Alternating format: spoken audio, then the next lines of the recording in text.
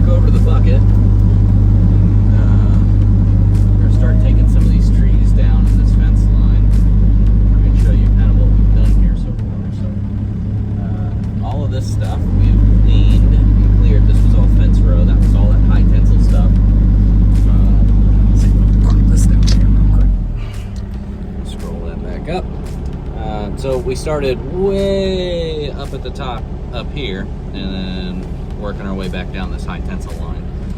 And we've got a couple of more trees that we're going to pop out here, and then we're going to work our way down the back side of the dam, and then up the other side with the high tensile. So, but we're back to some larger trees that the brush cutter isn't the most efficient at taking down, so the bucket makes it a little bit more, it's a little quicker to pull some of this other stuff out. We'll just pile it and end up burning. This time of year, that tree didn't do it, but most of the time, because it is a little on the wetter side, you just give it a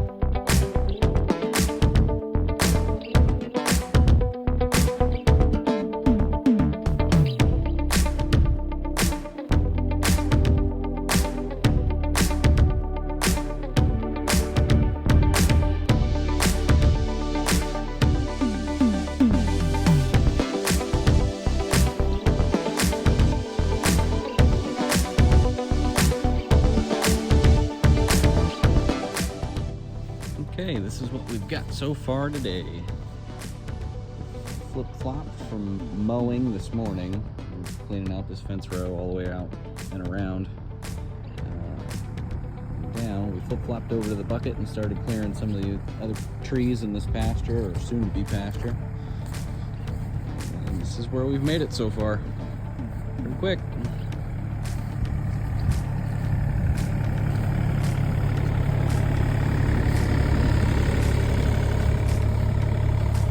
Couple of days, that's what we're going to end up doing, is just cleaning out some more pasture, clean a lot of this brush that's in and around here, clean this out a little bit, and then eventually it's going to go up that hill. I think we're going to end up running woven wire, I think is the game plan, but that'll be up to the father-in-law, see what he wants to do. But just replacing some of the fence lines. I think eventually the project's going to be fixing the pond too, but that'll be once the fence is done. Okay. We'll conclude today.